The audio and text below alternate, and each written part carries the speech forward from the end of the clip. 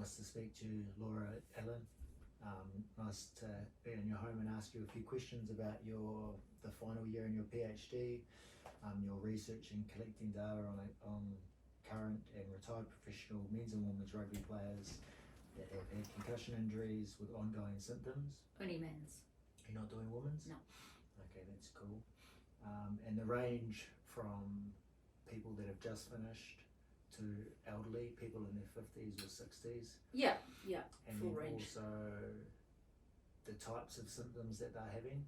You're looking at people that have got severe to mild symptoms, I suppose. Yeah, very much so. Like you spoke to me, are my symptoms relatively mild or severe? I'm not sure.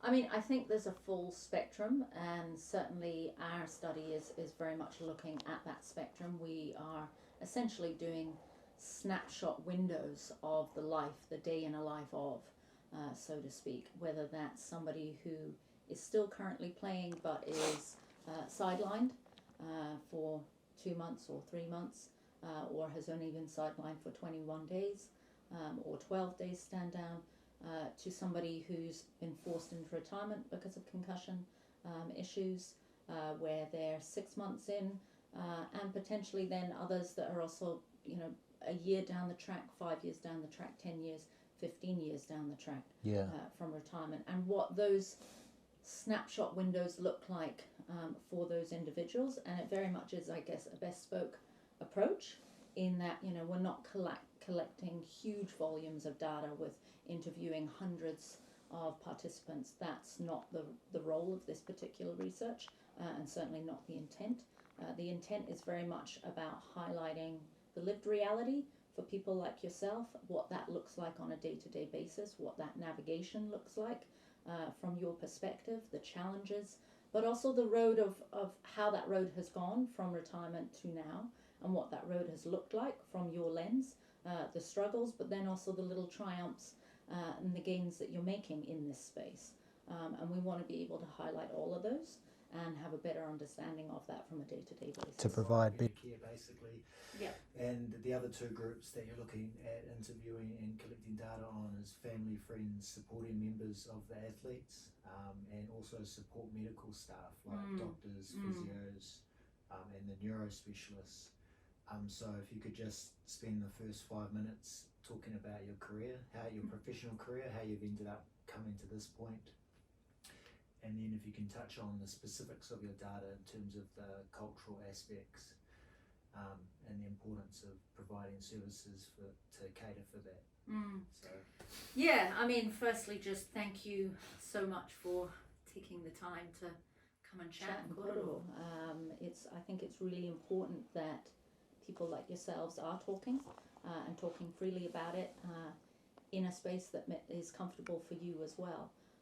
So I'm grateful for any extra time that I get to spend with you, and to kind of highlight and I guess put a bit of a window into what does it look like from a research perspective, but also from your perspective as a former player. For me, I've come from over 20 years working as a clinical sports therapist in professional teams across multiple sporting codes, but predominantly for the last, certainly for the last 12 years, working in professional rugby and professional rugby league, both in this country but also in the UK, and I have worked professionally also in the States and Canada, all as a clinical sports therapist. And I guess that was really the genesis for doing this PhD work, and this study specifically was really from the years on the ground in the high performance space, working with players and in the trenches, so to speak, in the sheds with players, and seeing and hearing their stories firsthand, and also seeing them challenge themselves and their families be challenged by how to navigate the various injuries that they may get, and what support looked like. And certainly from on the ground experience, it was met with lots of restraints at times of how to manage that, and that's partly due to the high performance environment, just because you're restrained by the time frames that you can rehabilitate athletes, the time frames to get athletes back on the field, depending on what part of the season they're in as far as match play, whether it's in the middle of a World Cup campaign or not. All of these things make up a myriad of variables on how you rehabilitate somebody. And so on the ground, you were met with all of those varying challenges that change all the time. And you would hear the stories and the heartfelt struggles of the players and also their whānau members that were trying to support them. And so that was really kind of, I guess, the genesis of why I started this work. Was I knew that there was some major gaps in our healthcare provision, both medically but also just as a holistic health practitioner on how we can support players and their whānaus better. And there just isn't enough support yet. But I think, you know, this is a good start and we're getting there, but we've still got a long way to go. I suppose one thing I would like to ask you about your experience in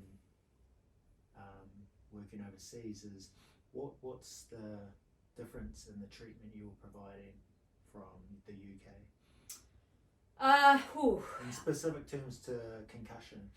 To concussion, to be fair, I wouldn't be able to talk on the current protocols in the UK on concussion, particularly in professional rugby, because it's been way too many years since I last worked in the UK. It was the early 2000s, and really the HIA protocols in professional rugby only came into place in 2012 and properly into effect in 2015 from World Rugby. So prior to that, protocols were very much individual union based, and even within that, from country to country, it varies quite a lot. In fact, even now, our protocols vary, quite substantially from if you're say playing here or you're playing in France in 2024. The protocols, although governed by World Rugby and certainly mandates are set forth by World Rugby, there is still those individual national nuances depending on the bodies within those operating countries. And so because I haven't worked in the UK since early 2000, I wouldn't be able to speak on what those current mandates look like. And then the other part would be, so you're obviously speaking to players about concussion issues, their injuries, their own well-being, mental health, and you said that point about how their family were affected. What's some key things around your experience that would have helped them? Yeah, I mean, it's a really interesting thing because I think just in general terms, regardless of the injury, the protocols around how we support players' whānau members is very limited in general terms across sporting codes. And particularly within rugby and professional rugby, the protocols that are given to family members to support their players, again, are very limited. And partly I think that's about a research base, that there really hasn't been any research in that space to date. To be able to give the rationale of why we would do this protocol or that protocol, there really hasn't been any research studies, to my knowledge, that have actually specifically gone and spoken to the whānau members about what support protocols would they need or like, or what would be helpful. So from that point of view, this is absolutely a first within our research to even be consulting with whānau members in this space specifically. Certainly at other levels, in collegiate sport, for example, in the US and so on, there is certainly studies and community studies here also in Aotearoa in around stakeholder positioning around the reporting of concussion and how effective that is. But certainly very limited work actually for players' whānau members as far as what that support looks like. And so that's really a big part of this research, is about what would that support look like. And first and foremost, hearing the perspectives from the whānau is, ultimately there's no point us making a whole bunch of protocols or governing bodies making a bunch of protocols when you haven't actually asked the people that are dealing with it on the ground, what do they need? So let's actually hear their views and say, what do you need? What would help you as a starting point to then potentially put something in place? So I think it's really important that we get that dialogue and that space for whānau's voices to be heard and listened to before any actions are taken. Because ultimately they're the ones dealing with players and supporting their, brothers, sisters, uncles, nephews. They're the ones that are actually dealing with it on a day-to-day basis. And as much as the physiotherapists and the doctors and the psychologists and the neuro specialists can support the players as part of the protocol and be part of that diagnostic process and the rehabilitation process, ultimately so much of it lies within the whānau base, how they support the player. And for sure, in the long-term perspective, particularly for those like yourself that are in the retired space, the disconnect, I think, between the support that you're used to having when you're still in the employed status or still being a professional athlete, that support protocol and availability becomes much less so when you're in the retired space. And obviously you have associations like the Players Association and so on that are there to help provide support pathways and so on as well, to help with assisting to get you in touch with the different medical support that is available and so forth. But ultimately we all know that there needs to be more. There needs to be more practical application and recommendations, but also hands-on support.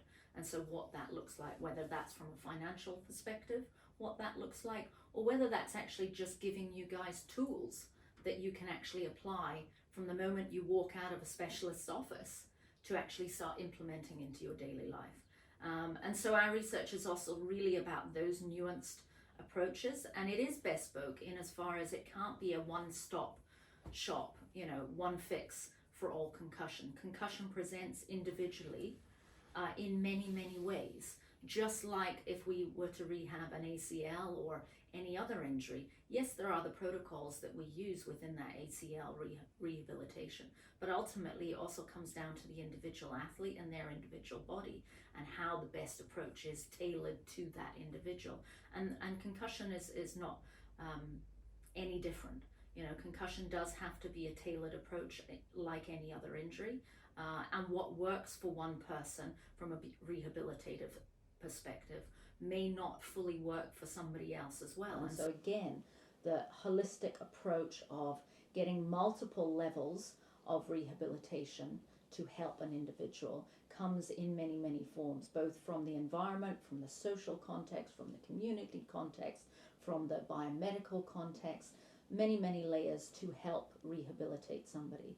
And I think that's a space that we're only just starting to really tap into from a research perspective, and certainly from a data perspective, there's very little data in that space. And then on top of that, we then think about, okay, what does that look like from a cultural context in the context of Aotearoa sport and the players that are here within Aotearoa, many of which have Māori Pacifica heritage.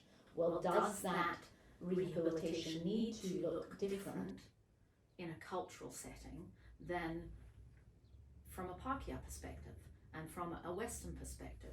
And the reality is, yes, it does. It does, because their social environment, their community environment operates in a very different way. Therefore, how we help to rehabilitate that person and how their whānau help to rehabilitate them will have its cultural nuances. And so therefore we have to be attuned as far as providing support and protocols to help that whānau that's attuned to their cultural needs and obligations as well. Yeah, cool. I suppose the key thing with my friend Billy is the family wasn't really fully understood. They didn't fully understand what the issue was with him. Mm-hmm. And I suppose he was a proud Māori man, so for research to be done on some of their cultural background, but also just the ability to be confident, to approach the family, speak to them independently, sit down with them, both sides of the family. His mum and dad had been broken up, so would want to be speaking to both sides. He'd had issues for 5 years, so it had gone on for a long time, but that didn't happen. So I suppose that's some of the data that you're looking into getting by talking to families like Bill's potentially. Yeah, very much so. I mean, the interesting thing, you know, and if we take Bill's example, you know, it's a tough conversation no matter how you put it, no matter how you wrap it. It's a difficult conversation, you know, for people like yourself to have who are surviving friends of Bill, and particularly for his family members. But beforehand, how could we have prevented Bill's death, basically? How could we have created a service through research, collecting data, and then making that connection between the medical staff and the family better, so then that injured athlete that can't think properly gets better care, and everyone can get around him to support him. And I think the big part of that jigsaw puzzle, and I look at it as a jigsaw puzzle because it's there's no one wonder piece, so to speak. It's a collective group of puzzle pieces that need to fit together. And I think the big thing is we need to realize mental health is a big part of this conversation. You know, you have concussion, but you also have mental health into this conversation. And particularly within the Aotearoa context, again, we need to understand the complexities of mental health. We have some of the highest suicide rates in the world per capita. And so our professional sports people are not exempt from those suicide rates either, and are not exempt from those statistics. And certainly my experience working in the professional sporting landscape over the 20 plus years, and particularly here in New Zealand for over 15 years, our athletes are like any other person struggling with mental health issues. And so I think just generally speaking in the high performance space, when you're in that sort of microcosm of just, being under media scrutiny, public expectations, all of those things as professional athletes, and because we do hold, professional sport is such a big part of New Zealand culture in general, and we really do hold our athletes up, to high esteem, and we certainly punch well above our weight, as far as on the world stage and all of these things. And so I think it's a big part of just general well-being conversation is about actually normalizing mental health issues and normalizing struggles around mental health and instability within mental health. And I think if we can start having those open conversations in high performance sport and not sort of shunning it under the, behind closed doors, and actually be very open and expressive that, hey, listen, our athletes struggle with mental health as much as Johnny down the road. And I think that needs to be normalized, that yes, they are public figures and they want to keep, for a lot of professional athletes, a lot of their private life, they want to keep private because so much of it is exposed to public scrutiny and media and so on. And so I'm not shocked in some ways when I hear of athletes struggling and that they've struggled in silence, so to speak. And partly that's not shocking to me, having been working in that space, because there is very few people often that the athlete will trust to be able to really open up and really expose all their feelings, partly because there's, the fear of what will people think of me. I'm not as strong. I'm not this stellar warrior that you expect me to be because I'm struggling. And so I think there's that dialogue and that narrative needs to come out more, and for coaches especially to be much more encompassing and understanding of that. And I think coaches in general are. But I think athletes still feel like they have to be this staunch, stellar individual who doesn't struggle. And so I think if we can start to shift that narrative for athletes to feel like it's okay to expose myself, and that not be actually, my vulnerability is not a weakness, and it shouldn't affect my ability for selection or, these type of trickle-on effects. And I think that's been a part of actually some of the statistics around the reporting of concussion, particularly at club and first 15 college boy level, in the community level. That's a big part of the issue, is around the expectations and the external environment having an impact on whether people will actually report concussion. So I think that lends itself into that conversation about how are we publicly acknowledging people who are struggling, in any shape or form in the sporting environment, do we still wrap around them with support, or do we have this sort of little bit of a barrier because all of a sudden there's a weakness, right? And I think that's the narrative that needs to change around mental health. So in the case of, you know, Billy and so on, with his struggles, I mean, certainly even, you know, in and around the concussion symptoms, there was lots of mental health symptoms from what I'm understanding as well. And certainly, you know, the conversations that I've heard you talk about with him, and, you know, the conversations you've had, you know, publicly around his struggles.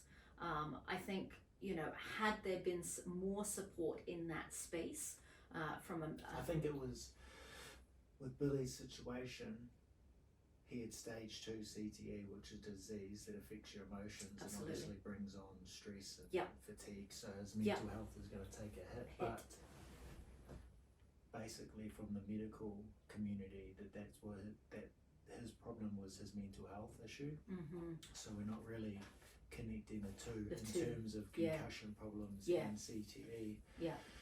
But with this thing with mental health and how professionals are improving it, I've seen the Crusaders have connected with I Am Hope, and I think that's really cool. Yeah, I've been really cool. Schools to try and promote and support people that have mental health issues, but they're also saying that they go through it as well, which is, it's honest, and it probably makes it more understanding for everyone. And then players, like anybody that has mental health issues, come out and open about it.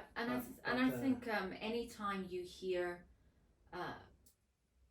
players come on different podcasts, you know, and use their social media platforms to highlight that they've had these vulnerabilities and these struggles, I think is only positive. Because, you know, there's certainly been plenty of players within professional rugby that have struggled, and we've lost a few along the ways as well, who have definitely struggled with mental health. Now, when it comes to the connection between the mental health struggles and the inability to self-regulate in relation to concussion, there is data out there. And it's not to say that there isn't. There is plenty of data that is talking about the international data that is linking some of those associations with behavioral changes, anxiety issues, depression, clinical depression issues. So that's where New Zealand Rugby have failed to say that that's the case from concussion and CTE. Both ACC and New Zealand Rugby aren't saying that at this stage.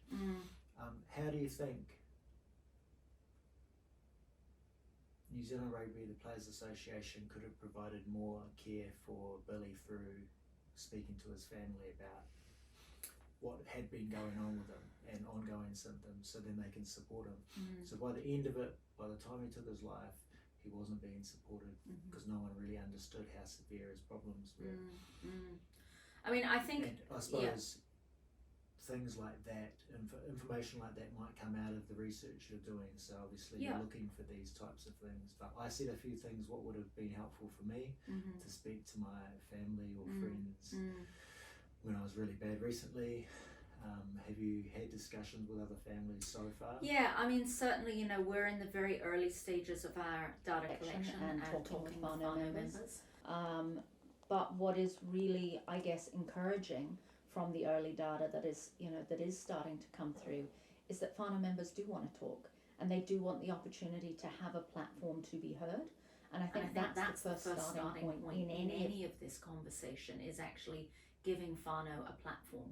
Understanding their family members' symptoms and why they do things is probably key. And just acknowledging that that's happened and that how hard that is. So to have that acknowledged by your governing bodies, I think, is a really important part of the healing for whānaus specifically.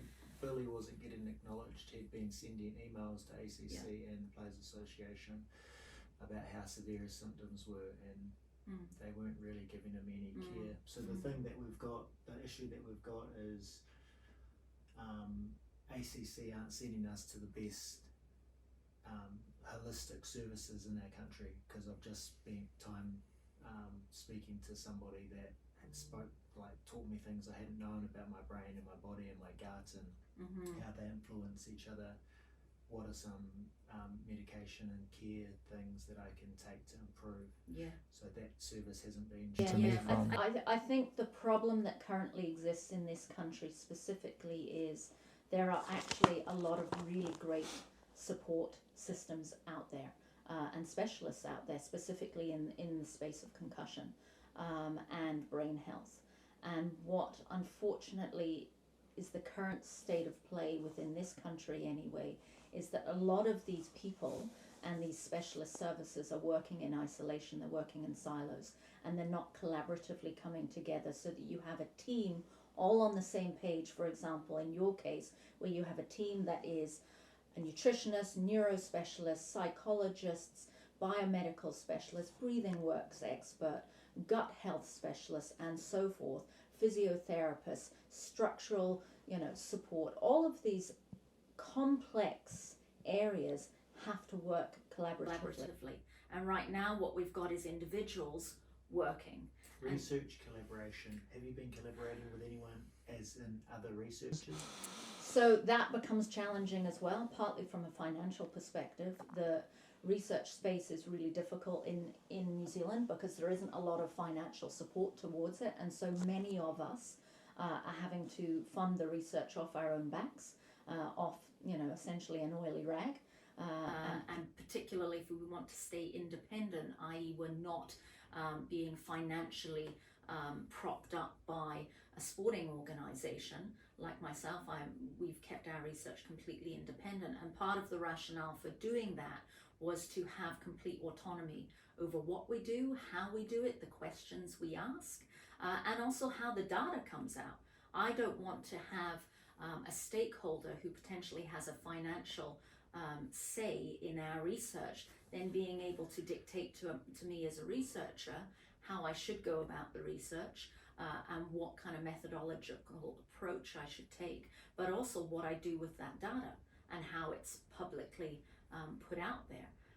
And I think that becomes part of the challenge as a researcher, is to maintain your ethical integrity and be able to conduct your research in an ethical process that is scientifically scrutinized, absolutely, and goes through ethical vigor and so on, but that it remains clean of any organizational stakeholder involvement in as far as any part of that puzzle.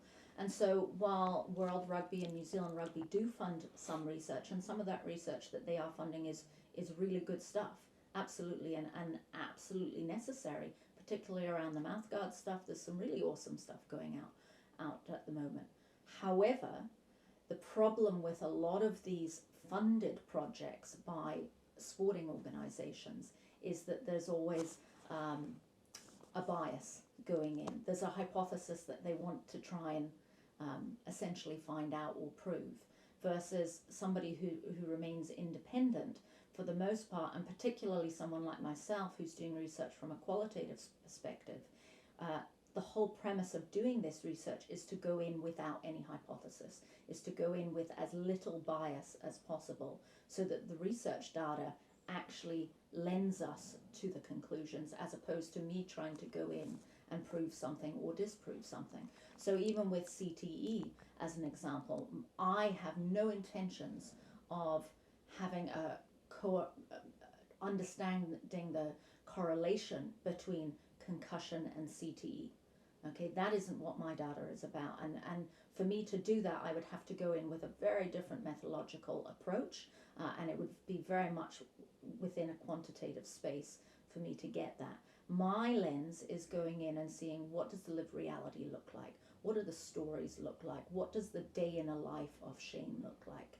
And that can't be quantified in data, in numbers, because as much as the numbers can give us an idea of how many cases of concussion or ongoing symptoms you may have, it doesn't explain to me or give me any insight into what your day looked like yesterday, or what your day looked like 2 weeks ago or 8 months ago, or when you have a manic episode, what that week looks like.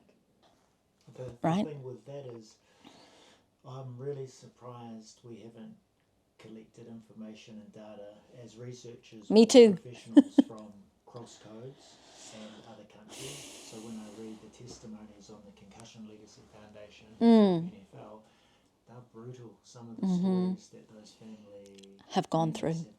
Yeah.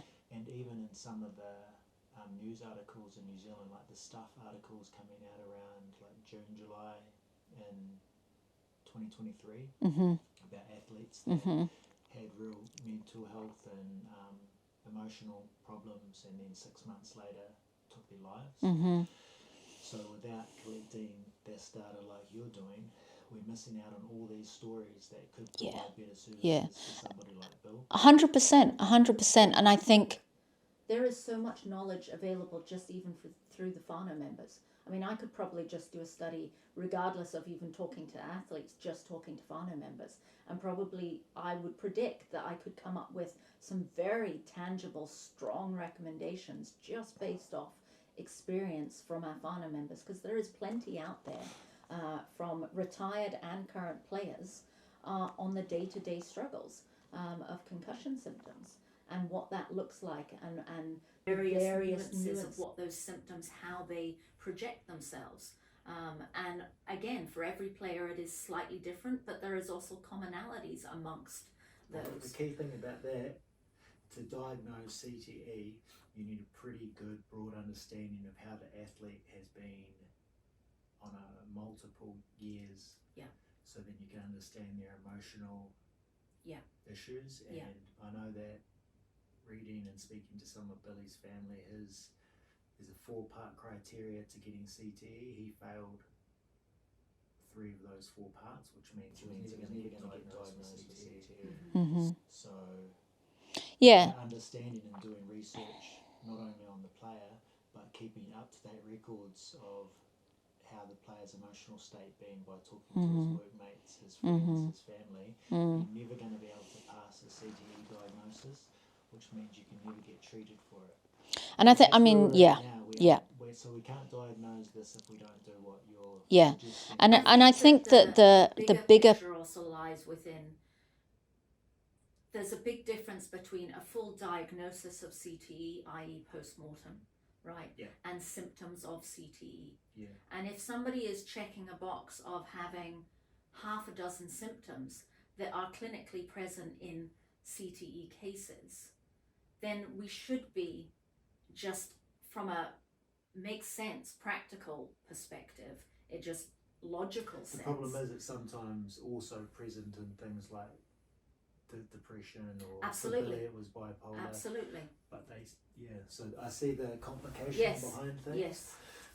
But it doesn't matter. You need to keep up to date with these players that have come out of rugby, and that's currently not happening. And I think the point is that concussion will present in so many different varying forms as far as symptomology goes, and the presentation of those symptoms will cross over into multiple other spaces of psychological disorders, dysregulation, autonomic nervous system disorders, gastric disorders, right? So concussion symptoms, so to speak, can present in many, many forms. Inflammation just throughout the whole body. Your inflammatory markers can be up. Your white blood cells can be up. These are just some of the symptoms associated with multiple traumatic brain injury, right? And so I think we're doing ourselves and our medical system in this country a disservice if we categorize it into this very specific box and then say, well, if you don't fit this checkbox, then you don't meet these requirements, and therefore you don't get the funding, and so therefore you don't get the support. Right? The funding is one part of it, but the medical care is what's going to stop someone from taking their lives. Yeah. So there's. And I think that the daily struggle is real. It's real for the players going through it, like yourself, and it's very real for the whānau members that are trying to support them and not knowing what to do. And I think we can learn a lot from the whānau members and from the players that are going through it on what it looks like to help inform the bigger picture. So that yes, we have our data and our stats and our numbers, but we also have data that shares a deeper understanding of those stories and those narratives of what that looks like from a lived reality, a lived perspective. And then when you put in the cultural tones and nuances into that, of what that looks like in a cultural whānau, and how that impacts the cultural whānau and or their obligations to be able to meet the requirements and the expectations of their cultural community. Because that in and of itself can cause severe anxiety, depression, and so on for the individual that's struggling with these things, because they can't meet the requirements of their expectations to their community. Some of them, absolutely. Pacific boys, Very much so. Very if you're lucky enough to be a professional rugby player, you do want to help your family out in some aspects, you know, it's a responsibility. Yeah. I guess one thing about Billy's mum, she's a beautiful woman, and his dad, a great man, but they all say a similar story, that Bill was the guy in their family. And that's often the case. The responsibility was his to help and lead the family in different ways, and then when he became ill, had neurological disease, they didn't understand to help. So what we're speaking about, and what you need probably, is more friends, families of people that have had ongoing concussion problems, so that we can start this process of collecting data. 100%. Better care. Yeah. Because at the moment the care is, what would you say? It's a shot in the dark. It's restrictive. But it's also very narrow in its understanding of what holistic care looks like. And also the financial issue that we're restricted by, because we're not getting sent to the best specialists. Yeah. They may be, I'll take that back actually. We're not getting sent to somebody like the Koru Clinic in Wanaka, where they can give us a real holistic care package, and it is expensive. But if I can do that and I come right in a shorter period, what's more important? Yeah. Because everyone that's an athlete wants to get their health right so they can carry on with their lives. Get into something else. Yeah, and I think, you know, if you speak, I mean, certainly for those of us that work in professional sport and have worked in professional sport, I've, you know, had my entire career in professional sport. I have 2 out of my 3 tamariki play rugby, you know, so I have a personal vested interest in this, that I want to create a space that is safe for them as well, because the, you know, very likelihood that one of my own children may end up playing professionally. And so, you know, there is, I think, we have an incumbent responsibility as individuals, community members, parents, researchers, those that are in leadership and governance roles, that we can do more, and there's a lot we still can do. And I think part of it is, let's reduce some of the red tape, because it is scary, and I get that from a governance and leadership perspective and from a management perspective. This is a scary space. The financial perspective as well. We understand it's going to cost money. It's going to cost. What's important to the people playing the game? Well, this is it. And if I look at, you know, the strategy of New Zealand Rugby for the next 5 years, their key governance strategy, and also Māori Rugby, part of those primary pillars within that strategy is player well-being. So this is in their mandate, in their current mandate, but they're actually not, because you can just look at the example of Billy. He didn't get cared for, so there was no real. And so I think these conversations are important, that the voices are heard, and I really hope that, you know, over the coming months, and particularly this year, that our people that are in the leadership and governance roles, that they start to really first and foremost acknowledge the pain that is across the country with a lot of the whānau and the players. From retired players? Retired players, but also current players. Could you put a number on it, you think? On what? How many retired players are having neurological issues? Oh, hell. That'd be addressed. That's a Pandora's box. But you know? From the people that you have been seeing, what age? I mean, I have been talking with players that are currently at the peak of their career, and those, you know, that have been retired 2-3 years versus those that have been retired 15 years plus, and the various symptoms that presents. The one with the 15-year plus age bracket, it's interesting to me, because if you get neurological issues 10, 15 years after your career, then it might be somewhere like 50. Absolutely. 60 where you start having severe issues. Now the thing that we're not really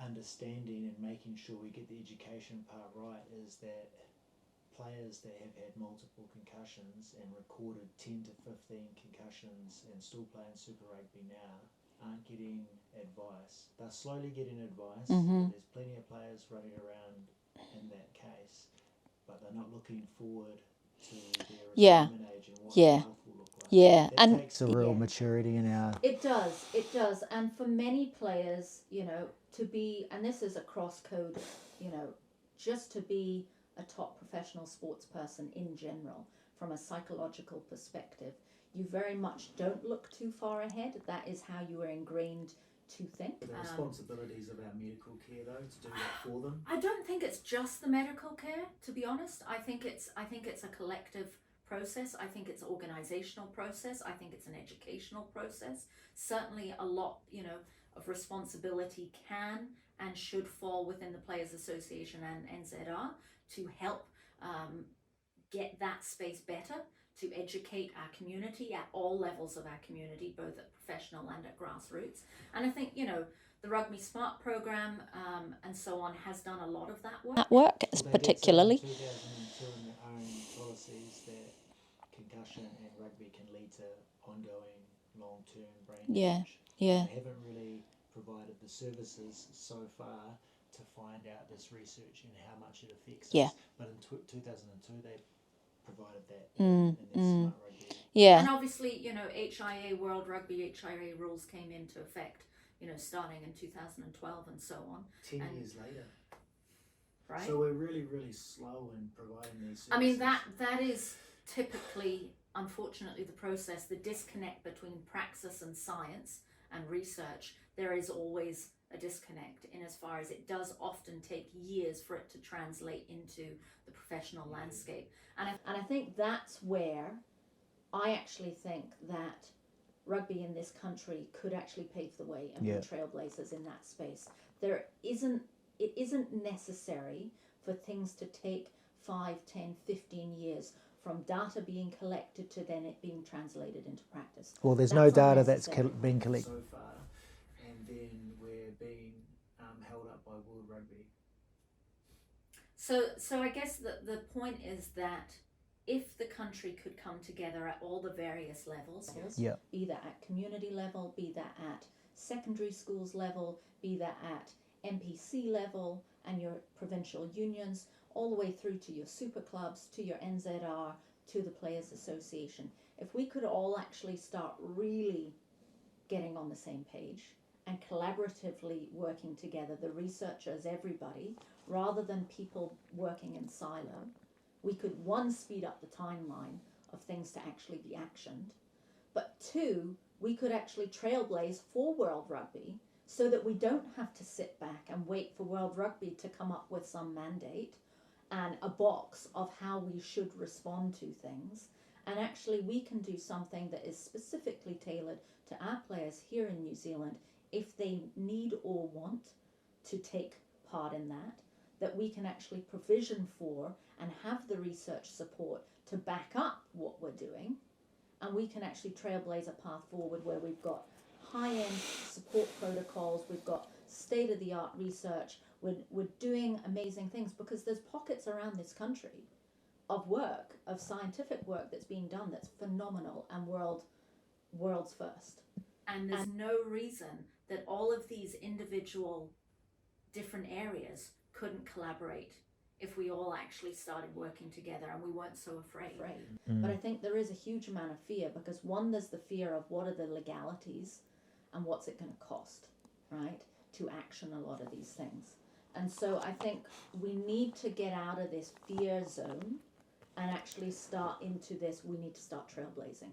And we can't wait for World Rugby to do something. We can do it at the community provincial levels.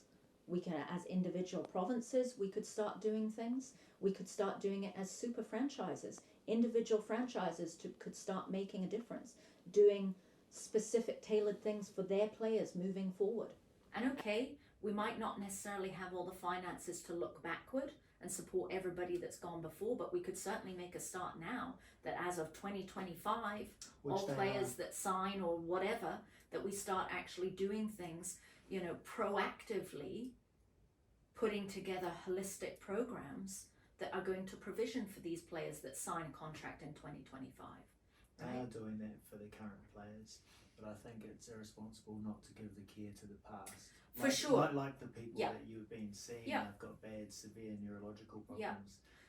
And I think at the a young interesting, age, well yes, before it's the age in which these neurological symptoms and problems are starting to occur. And I think certainly from what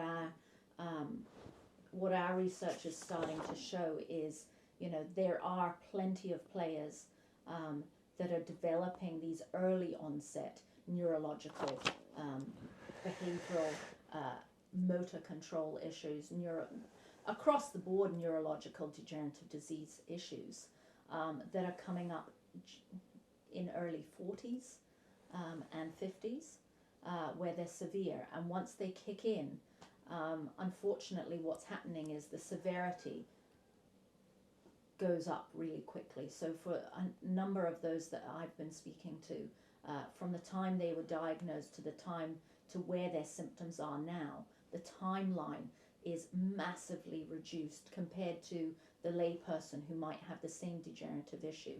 These are like sped up. It's almost like the degenerative diseases on steroids. Right? And so the timeline in which they start to have these real severe symptoms becomes shortened. And that's scary, particularly for whānau members, because for some of the whānau, they're only finding out, you know, 6-8 months before, and then all of a sudden that whānau member's now really struggling. Let's just take a quick slow down there, because it's the thing you said before was we're not trying to ruin the game. No. Young family members Yeah. in it. Yeah. So that's a key thing. Yeah. For people, viewers, to understand. Yeah. And then these sorts of situations that you're seeing in the older players well into their retirement should happen less, because our current care is better. Now we're preventing concussions to be accumulated. And I think this is speaking to the part that you mentioned before about looking at the past to inform the future, right? So it's what can we learn from our past players that can inform us to have better practices, safer landscape, playing environment for our future generations. Yeah. And for my kids that are 11 and 12 who are playing and absolutely love their footy, you know, I want them to have a good space to be able to run around on the weekends with their club team, run around through their school teams, and be able to work their way through the age groups and do reps and all of these things if that's what they so choose. And having worked in the game professionally, I want to be able to see them essentially do whatever they want to do and be able to meet, you know, whatever targets they want to put for themselves. And I think this is an important thing to state, is that as much as I am a researcher, I'm a mum and I'm a clinician first and foremost. And if I felt that this game was a real hindrance in as far as it's going to absolutely categorically damage my children, would I allow them to go and play? Of course not. Right? And not one. In fact, every single player that I talk to, particularly in the professional space, every single one of them talks about the buzz, how they miss that buzz, how they miss that feeling of going out on the field. All of the excitement, all of the things that made them want to be a rugby player, even through their struggles, still exists. They still have that burning desire to keep our game going. And so I think this is the thing that the governance organizations need to understand, is that yes, we're talking about problem areas that need to change and need to be supported better for the future. But the reality is none of us want to see the demise of this great sport. It gives so much to our tamariki, to our youth, to our community as a vehicle for social change, to level the playing field so that communities can come together, that kids can be at one with each other, that they can build social skills, respect, all of the strong characteristics that we know rugby can give as a vehicle for social change. it can still do all of those things, and it can still exist as being the great sport that our nation's known for. But what do we need to do? We need to be capable of listening to what's gone before and be informed by them. That's sitting there. We have a boatload of knowledge. Well, we have to be, I completely agree, but to be capable to listen, we have to encourage those that are having issues that it's okay to be vulnerable. Because how can we learn the time frame an athlete started having symptoms to when they're really severe? Because a lot of players might notice things over a 10-year period when they're well into their retirement, but they might not say much to their family to start changing things in their life generally for better well-being techniques and to have a healthier lifestyle, which is going to give them a longer, healthier life. So the current players that are having issues, say they're 15 to 20 years into their retirement, they can't wait until they're buggered. No, they need to be doing something now. Encourage them to reach out for help and make sure that they know that they're going to be supported without some bloody, some sort of crazy war with ACC. Because without that information and providing care, we're not going to know how to care for them. And then when it's too late, when they're buggered, and say if, for instance, and I think even for the whānau, you know, it can often be challenging when, as you say, some of those individuals have been the sort of head of the family. You know, they've been the one known as the strong one in the family, or the one that dealt with all the family issues. They were the go-to person, but now all of a sudden they're the one in a vulnerable position who the family need to rally around, but they're not used to rallying around that individual because previously that individual held that role. And so that's where, again, those cultural nuances come in as far as how do we support whānau to flip the roles, because all of a sudden they become the caregiver and the provider. For this person that historically was head of the whānau. So education, and we need to educate. All the one thing that I've been thinking about, the Players Association are currently collecting all the retired players' information and putting them into WhatsApp groups, but that's only been happening over the last year. Which is good. It's you know, good, but great you know, for community this is, and you're talking about slow. Yeah. We're going slow. And why aren't we providing more services for that to happen like that? And I think that's one partly the person finance. collecting the information. One person. Talk about allocating your resources poorly. I think but that's the other thing thing, is, right? how can we collect information from the 50 to 65-year-olds or the 45 to 60-year-olds that played with that critical era where there wasn't medical care? Now say they have some of the teams weren't even travelling with doctors. No. So they were playing multiple years with concussion problems. It Yeah. was only 2010 when we were 7 or 20 up to 2015. There were 7-day turnarounds. Yeah, and given that HIA, rules really only came in properly into effect worldwide in 2015, pretty scary actually when you think about it, considering the multitude of great legends that specifically New Zealand made, what the All Blacks is and its legacy of what it is. Internationally. Yeah, absolutely.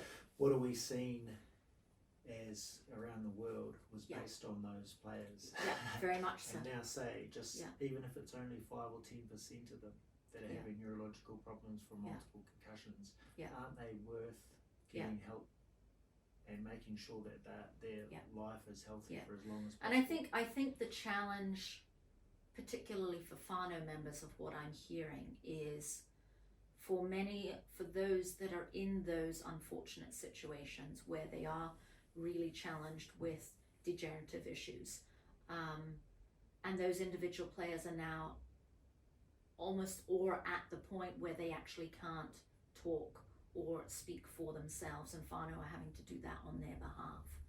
I think that becomes the challenge of how do we keep the dialogue open, how do we keep educating the community and the public of these things to also help prevent things getting worse in the future, when also preserving the privacy and the dignity and the respect of those individuals that are really struggling. Because part of that challenge is, how do we help this be an open space of dialogue and open the narrative and share the stories without really, pulling down those icons that we've held and seeing those icons differently, Well, Wally Lewis is losing their speaking out. dignity. Wally Lewis is doing a great thing He speaking is. out for Yep. NFL, saying he goes to work and he forgets why or where he's gone. Yeah. And he arrives in the wrong location. Yeah. He's 68. Yeah. One of the best league players ever. Yeah. Greatest captains and leaders ever. Yeah. So without someone like him speaking openly, maybe it would take another 10 years for our institute. And I really encourage the players that are current as well to speak out more, you know, even when they've had the odd knock, and it might, you know, and how they view concussion and how they navigate it. Because again, even just the data on what do you view concussion as and the definition of concussion, that varies from person to person depending on who you talk to. So even the definition isn't synonymous, right? Between the medical definition of what concussion is versus the perception of what concussion definition is amongst our community. That isn't even synonymous, right? So I think one, we do need a lot more education, but also that education needs to be appropriate to the people it meets, to the community it meets. Now, how are people translating information these days? Many people, particularly the younger generation, are learning a lot of their information from online, from social media platforms and so on, right? They're not going and reading scientific journals and all of this stuff, and they're not necessarily listening to NZR or Players Association when they put out a public report. They're not, you know, your average 20-year-old isn't going to read something that the New Zealand Players Association just published. A lot of the current players look at NFL because they see the drama that's happening over there and happened in the past 10 years, but they're a decade in front of us. That's why the collaboration thing's really important. It is important, and I think it's really important for the people that our community recognise, i.e. the people that are, the players that are currently in the public eye, to talk and open, and even if they haven't necessarily experienced these things, that they use their social status and their platform to open up the dialogue and to talk with players like yourself to support it. The problem that I think more professional and retired professional players aren't speaking out because there's the medical confusion that's going on, saying we don't know about the science, but like you started with, you can look at, if you keep up to date with how people have gone with their lifestyle and their emotional habits and their characteristics a few years after they've finished from retirement, then that research and data, talking to their family, can show that actually ongoing concussion or potential CTE can be really life-changing in terms of your character. So if we do take steps forward medically and be responsible as an organisation like NZRU, there may be more players. I think that more likely. I mean, here's the thing. They would speak out. Here's the thing. I actually, generally speaking, and maybe this is me making assumptions, which as a researcher you should never do. All of the players that I have met across my years working in professional sport on the ground with them, but also even those that I've met that I haven't worked with, that I've now met in the last few years while being a researcher. Every single one of them actually wants to help. Every single one. I've not met one that's been like, oh no, this is a load of crap. I don't want a bar of it. Not one. Everybody wants to see the game in a good place moving forward, and they want to be able to support those that came before, because ultimately they were their icons. They were the people that they looked up to and aspired to be and become and have become in many ways, right? And so I think if players currently can feel less whakama about speaking out, and I know that the inflammatory state of the media scrutiny around all of this doesn't help, and I really hope that the media outlets as well actually start to publish some of the positive things that are being done rather than only publishing the negative stuff, Because if all you hear is negative stuff around concussion, then ultimately your conclusion is going to be negative, right? But there's, Well, the media are hopeless in my opinion. They're not shedding the light on some of the good stuff that's really being done. And if we shed the light, maybe then private funders would also just help bankroll some of this stuff so that it could be done quicker and more efficiently as well. Because even for people, small fish like myself, who are, independently funding research, if I had extra funding, I could employ, half a dozen research assistants to help get the research done quicker. It would then not take 3 years. It might only take a year. That's right, and these are the things things. Need to do. Yeah. I think there are some really, really good journalists, and I've spoken to Paul Cully and a couple overseas that have been. Dylan Cleaver's been awesome about talking to CTE. The general media have no issue attacking a player if they've been out on the piss and made a bit of a ruckus, or attacking a coach like the Crusaders coach who've had a rough season, and then they're just talking about is he going to resign halfway through? Yeah. So the media aren't doing their jobs in terms of looking at are we getting the right research? Yeah. The media are not holding New Zealand Rugby and ACC accountable. That's not happening. But they'll make sure the players and the coaches are robotic as possible. You look at a player that does an interview, they can't say one word out of line. They can't be themselves. And we've got this problem in our game where we've lost something like character or culture, something that intrigues the public to be invested and watch and be really engaged. But when players can't be themselves because they're completely controlled by the media, and one step out of line you get bagged, but the very media aren't holding the organisations accountable to making sure those same players are getting the right healthcare, or the past players that aren't getting the right healthcare. So the media are a real problem with this, I think. And I think that's why the power of podcasting and individual social platforms are far-reaching, because the reach that you fellas can make within the community is far and wide. And I think so where we talk about the media don't help the narrative and so on, that's where players, past and present, can use their public platform to Jimmy actually... Marshall's been awesome. Yeah. I'll give Waterlad a shout out, Jim. He's been the man. Yeah. There's going to be a lot of tension over the next couple of years about CTE and concussion. Yeah. And there always is going to be, because people are frustrated. It's taken so long. Yeah. Imagine how Billy's family feels. Yeah. They weren't spoken to. He didn't get the right medical care. So Yeah. there needs to be tension for there to be change. Yeah. It's unfortunate, but that's just the way it's going to go. Yeah. What do you if I ask you a question, what is your hope for the next 2 years? Let's keep it inside 2 years. What is your hope of where things can be from an organisational perspective and from a retired player's perspective in the next 2 years? Well, I hope the key thing that we spoke about, that players feel comfortable to speak out and say that they're having issues.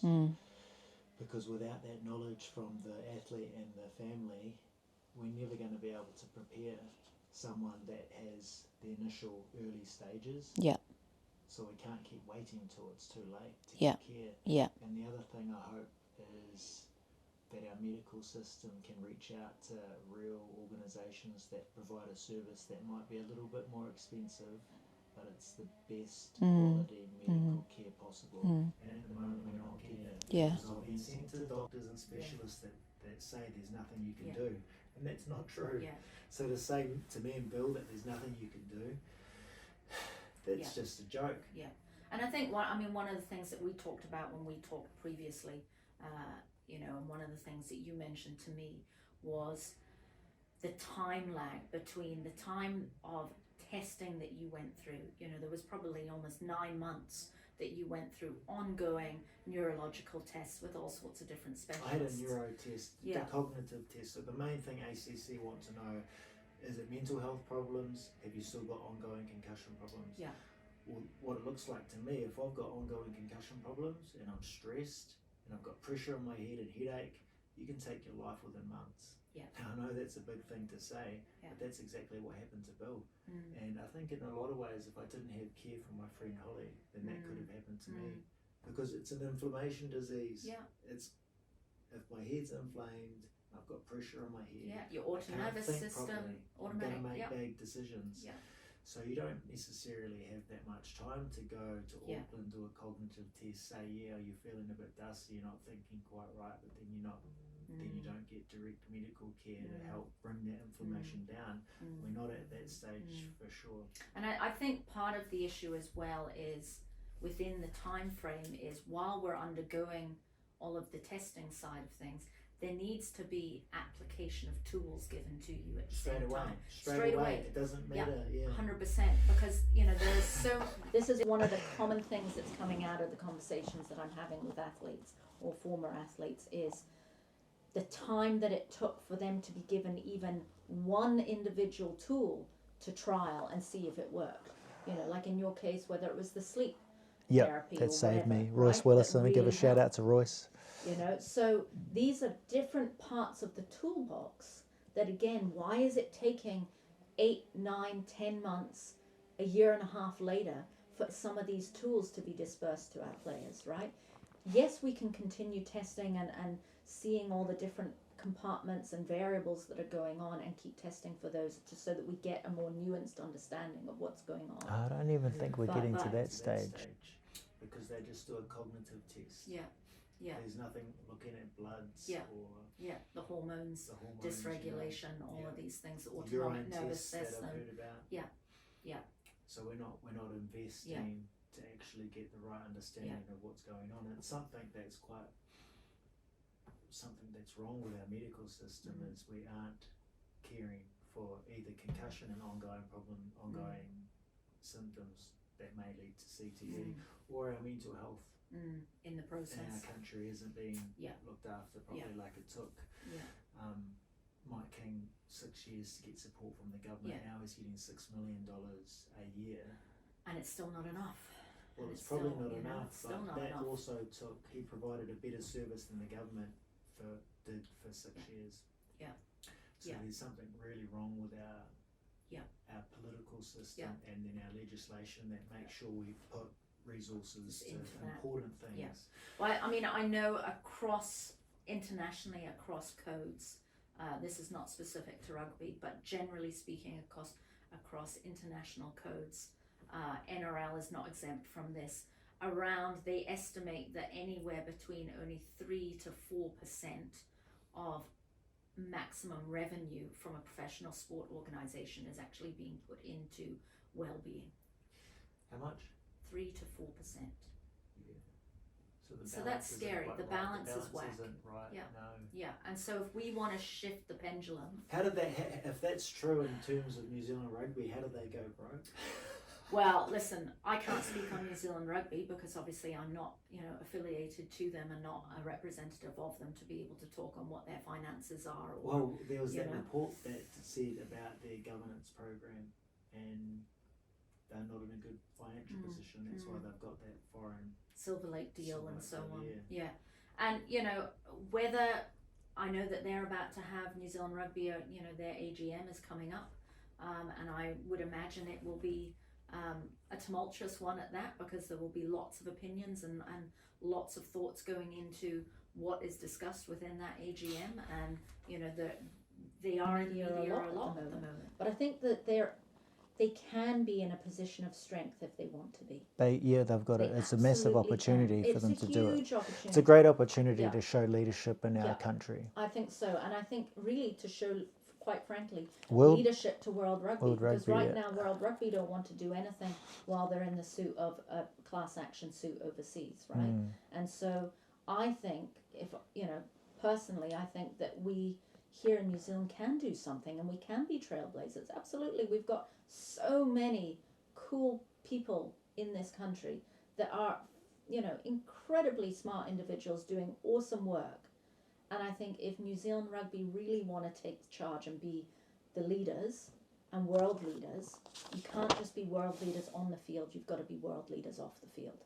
And I guess that's my challenge to them, is I want to see their leadership and trailblaze this space, and they absolutely have the capacity to do so. It's whether they want to. Okay, that's cool.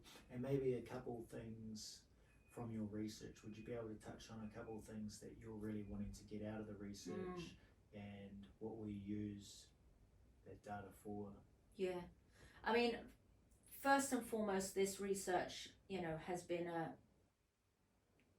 project that's very close to my heart, obviously, informed by my years of practice, but also, to hopefully make the landscape safer for my own tamariki. Young girls you have playing? I have a young girl who plays, and that space is, open for the taking within the women's space, and the women's game is going from strength to strength. But there are worrying statistics within the women's space within concussion right now as well, and certainly some of the early findings in that space right now. I went to a presentation 8 weeks ago from Associate Mel Bussey, who's doing a whole bunch of work in that space around the mouth guards and so on, and some of her early research into looking at the wahine space is that age group between that sort of 13 and 18-year-old age group is probably the highest risk right now. So that's concerning, particularly for a mum, never mind me as a researcher, but as a mum that's concerning, and I want to have answers to that, of how can we make that better and safer. So I guess for me, within this space, I think this is just the start of much more to come. Obviously this was part of a Ph.D. program, so, personal project of mine as well. But really it's about what are first and foremost the recommendations that we can put forward to the super franchises and New Zealand Rugby and the Players Association. You're going to go through that process? I'm going to put through recommendations. Whether they take them up remains to be seen, but certainly there will be a report going to them where the recommendations will be laid out from our data. Will you get help from other medical professionals to look at your data before you send it to them? Or? So, in keeping with any kind of scientific rigor and so on, our ethical procedures are quite advanced. They have gone through already pre-data collection and so on, have gone through stringent ethical practices and committees in order to get approval even for this research to be done. And so from an academic forum, it goes through multiple rounds of ethical scrutiny for that to take place. But then also part of the PhD process, there's a huge ethical process in as far as once you submit any data, this is part of a PhD thesis. So again, that goes through extra rounds of ethical scrutiny for me to even receive a PhD out of it. Far more so than any normal piece of research actually, and scrutinized by international experts and domestic experts. And then for any of this research to actually be published in any authentic scientific journal, again goes through more further peer review, which is all independent, not from any of these organizations that we're talking to or about or involving. So the peer review process is completely independent for any scientific journal publication as well. So again, the scrutiny and vigor of the ethical process in this has been robust, to say the least. So the data that you get, you might send it to ACC, New Zealand Rugby, the Players Association, but also to cross codes and even cross countries? Yeah, absolutely.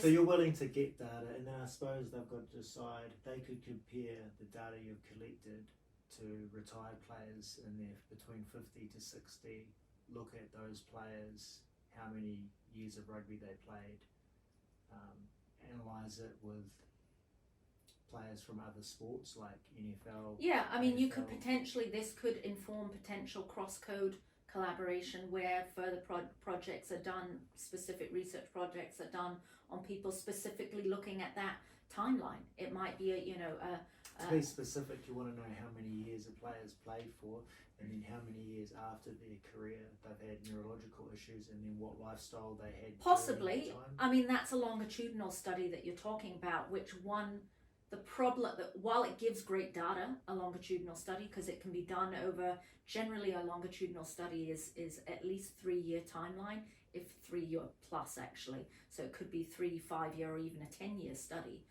which is great. The only problem with that is all your outputs of data are a long way down the track then. And for me, it's more important, rather than getting longitudinal data, is actually to get at least some kind of protocols, or at the very least support recommendations in place ASAP. Would that be based on a player that played in the 90s though? That could be the longitudinal part. It could, but it has to actually follow through a player's journey, so to speak. You can only get you only have a couple interviews with them. And so then this is the other side of it. For you to get real big data sets, you have to have lots of numbers. And so for that, you have to have lots of participants, and that becomes a real quantitative data set. And obviously, through funding, we don't have that available at our disposal to be able to hold big data sets and complete data with a huge amount of participants, because we just don't have the finances to be able to support that. But partly the other side of it is my lens as a researcher is very much a cultural narrative researcher, so what I would call a storyteller. And so the style of the research that I conduct is very much through storytelling and being a snapshot into those stories, as opposed to it being a big data set, big quantitative data set that's done over a longitudinal period that followed somebody through this capsule, and this capsule. That's a very different type of researcher to myself. However, that research is drastically needed as well. Absolutely. Both. Have you spoken to the Rugby Foundation at all? No, I haven't. I've kept outside of that organisation, along with other rugby federations and world bodies as well, for the simple reason that we wanted to remain independent throughout this research process, and really so that we could have autonomy in what we did and not have a specific lens going in, so that we had the freedom to conduct the research in the way that we felt fit. But also that spoke to the style of research that we were doing, which is very much a cultural piece of research. So it's utilizing both Pacifica research methodology as well as Kaupapa Māori methodology, blending that with a narrative inquiry, which is a Western way of collecting stories. And so to do that and stay true to the research, it actually required us to stay independent rather than to actually be funded by outside organizational bodies. But that's not to say down the line we can use this as a stepping stone to inform future-led research practices that are collaborative with these organizations if they actually want to do the trailblazing work. I'd be absolutely open to that. Again, it's about how quickly do people want to get action. For me, that's really important. I don't want things to be drawn out over a 5-10 year period and still collecting data and don't have any practical solutions to provide care for players that have had issues, ongoing issues. Yeah. Okay. Yeah. Well, it's pretty interesting stuff that you're doing, and it's like you said, you got to be sort of, I suppose, definitely outspoken and go against the grain in a lot of ways, but at least the stories that you're collecting will be probably awesome for your own sort of understanding of how dangerous the sport is, what care retired players are currently getting, and it's obvious that in some ways we are lacking. Well, and it's about trying to actually help the code. Big thing, let's be honest. We want the rugby, we want the game to be awesome. And we want it to be long lasting, and we want the players to be long lasting, more importantly, and their brain health to be good. Yeah. And I think we are in a space where we can do that, and we really can. I'm very optimistic actually about that, as doom and gloom as some of the statistics that are out there, and they're not pretty. The ACC stats for the last 3 years of the amount of reported concussions is not pretty compared to the membership of players across this country. 2023, New Zealand Rugby reported 160,000 playing members. Right. In 21, 22 and 23, the stats from ACC came out on reported concussions for ACC accident claims. In 21, 22, they were over 50,000. In 23, it dropped down to over 30,000. Okay, there was a drop in 20,000. Now, does that tell me that there's a better care because of some of the changes at community level and so on? Possibly. Or does it also back up some of the evidence, or a lot of evidence that's out there internationally, where reporting is of a concern? Reporting around concussion is a big concern. So if we take that We know that reporting internationally and domestically here in New Zealand is of concern, that players don't want to report concussion, particularly in the unprofessional space or the semi-professional space, that it isn't going reported. Okay, so if we're saying that just off the 2023 stats, over 30,000 reported concussions of 160,000 playing members. That's still a hell of a lot of reported concussions. Yeah, it's significant. It's a contact game. Right, it's a contact we game. understand. So we need to understand these stats, but we also then need to go, okay, well, what can we do about them? And actually, what can we do from a productive perspective to actually make this safer? And so that Jimmy's mum down the road isn't worrying, should I put Jimmy into club rugby this weekend or not?